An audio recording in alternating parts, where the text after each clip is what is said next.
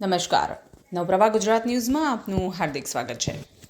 બિનસાંપ્રદાયિકતાના મુદ્દા વચ્ચે માત્ર દેખાદેખીથી તુલસીના છોડને અવગણીને ઘરના ખૂણે ક્રિસમસ ટ્રીની ઉત્સાહપૂર્વક સજાવટ કરતી આજની હિન્દુ પેઢી 400 વર્ષ પૂર્વે 21થી 27 ડિસેમ્બર વચ્ચે ગુરુ ગોવિંદસિંહના પૂરા પરિવારે દેશ અને ધર્મ માટે બલિદાન આપ્યું, પણ પોતે પોતાનો ધર્મ અને પોતાની સંસ્કૃતિ ન બદલી. તો આ દિવસના મહત્વને આપણે આપણા બાળકોને સમજાવવાની જરૂર છે, ના કે ક્રિસમસ.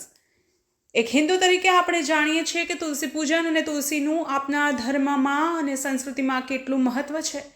એક હિન્દુ તરીકે હિન્દુ સંસ્કૃતિને પણ આપણો સમાજ સારી રીતે જાણે તે અપેક્ષિત છે, તો આ અંગેની સર્વ માહિતી તેઓને પ્રદાન કરવી જોઈએ. આજે અટલ બિહારી વાજપેયીજીની 100મી જન્મજયંતિ સુશાસન દિવસ તરીકે પણ ઉજવાય છે. તેનો એકમાત્ર ઉદ્દેશ્ય આપણા બાળકોને આપણા ધર્મ અને સંસ્કૃતિ, દેશ બાબતના કાર્યો વિશે ઉજાગર કરવાનો છે. આપણો દેશ બિનસાંપ્રદાયિક છે. આપણે બધા ધર્મો પ્રત્યે સંભાવ રાખીએ છીએ, પરંતુ પોતાના ધર્મને અવગણીને નહીં. નવપ્રભા ગુજરાત ન્યૂઝ, હિના પંડ્યા. નમસ્કાર.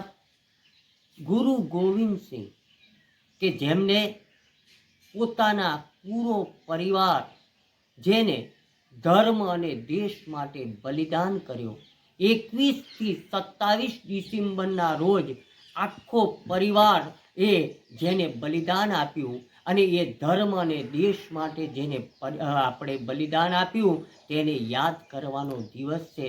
આજે આપણે ક્રિસમસને ઉજવીએ છીએ અને ક્રિસમસને યાદ કરીએ છીએ, પણ તુલસીની પૂજાનો વિશેષ મહિમા છે અને આપણે ત્યાં ધર્મ અને સંસ્કૃતિનું જતન થાય, રક્ષણ થાય, એટલા માટે આપણે આ તુલસીની પૂજા કરીએ અને આપણે જેને ધર્મ અને સંસ્કૃતિ માટે બલિદાન આપ્યું તેને યાદ કરવાના જે દિવસો છે એ